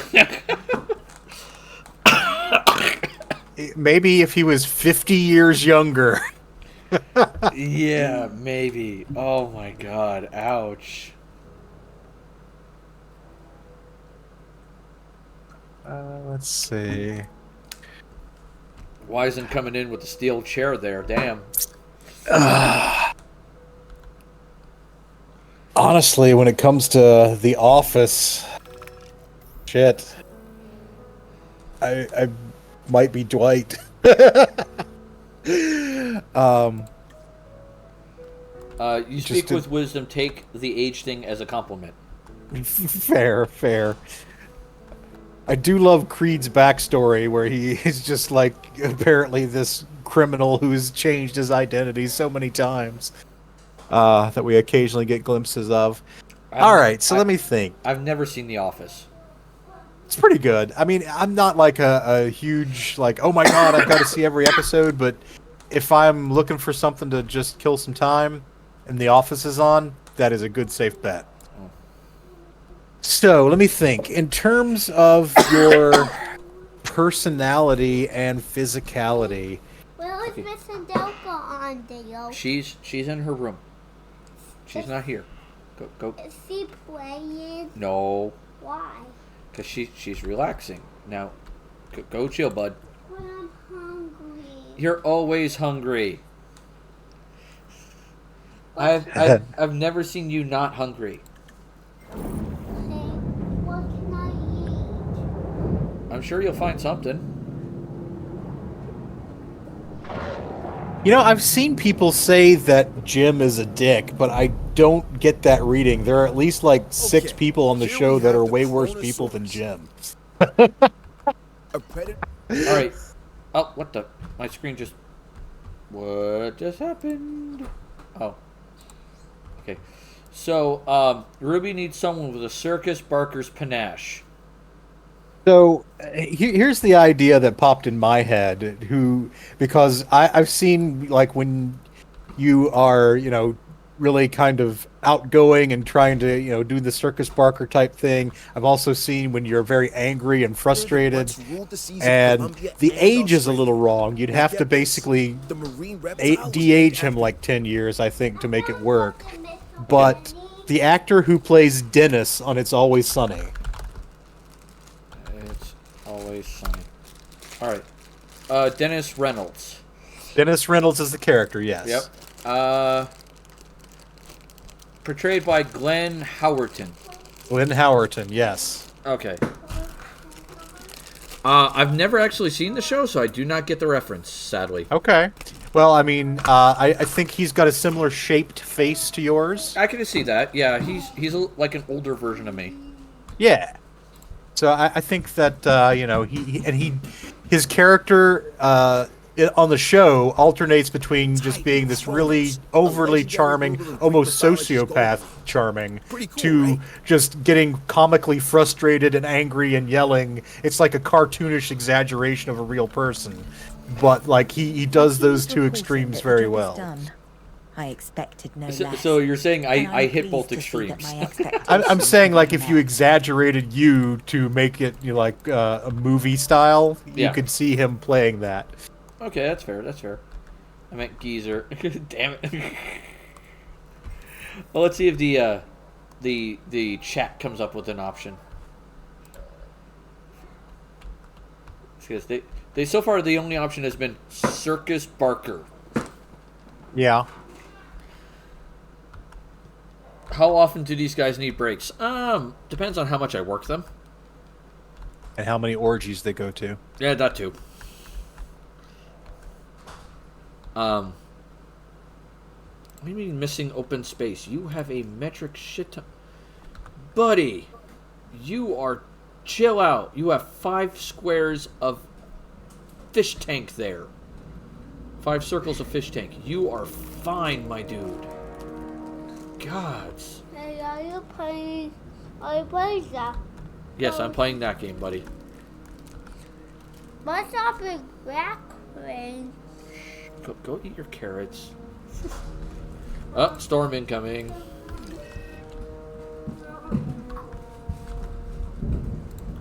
Did I change that? Yes, automatic resupply. Cool. Alright. Add task. Get ready.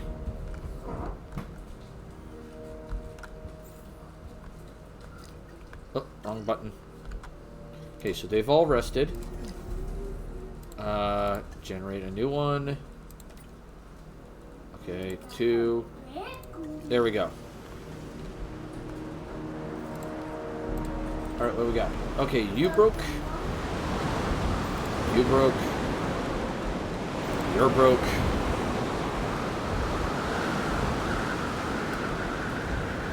Alright. Another one broke. You broke. Next one. What the? Oh no, I don't want to capture team. I want Ranger Team 5.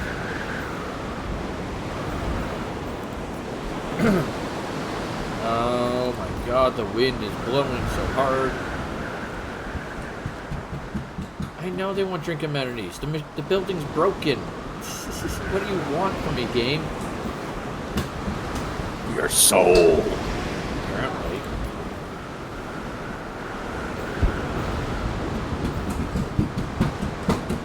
Kids are everywhere. Oh my god. There's so much wind. Everything's breaking. Sounds familiar. Yep. Get over here. Alright. Uh-oh. Did you have the flossers? No, I don't want to sell my Chronosaurus egg. What is wrong with you? Oy. Where did you get that from? What is going on?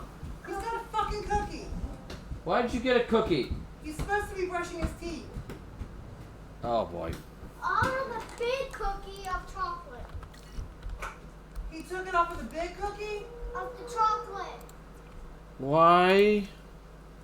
I don't know. I didn't find the little one. Okay, so everything's being repaired. So we're all doing well there. Alright, Chronosaurus, we got that. Marja. Roland? No.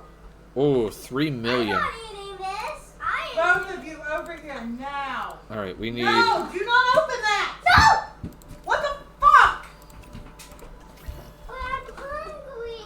No, it is bedtime. Give me 1 second, everyone. Sure.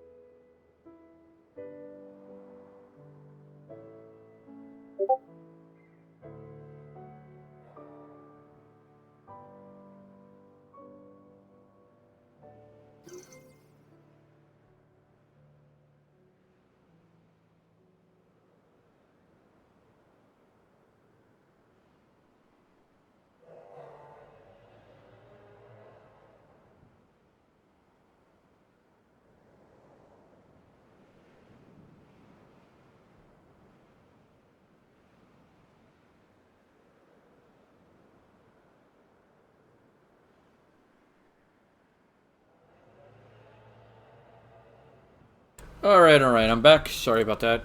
Downside of kids in the house. Yep. It is what it is. Alright. How many eggs did we get out of this one?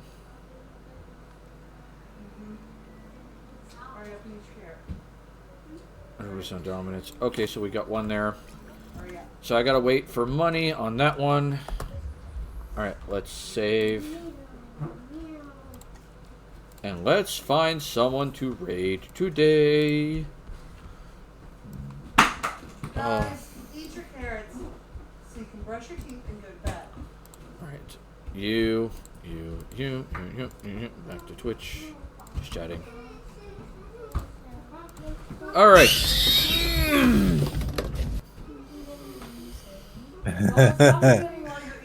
Wyzen. Yeah, you fucking are, so stop. Alright, let's see what we got here today. We have a lot of options, it seems. Alright.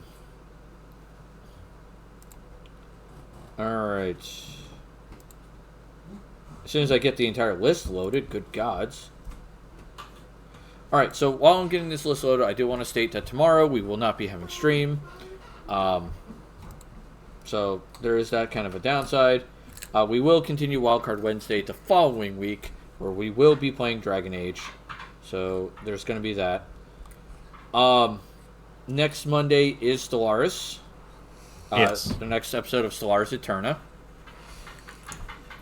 So there is that. And then next Tuesday is another episode of Tabletop Tuesday, where we basically continue our wonderful nerd discussions. Let's see, who is on and what are they doing?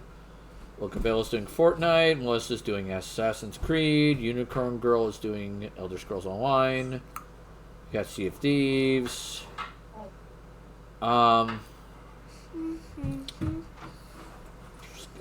Scarlet Violet, Demonologist, Sims 4,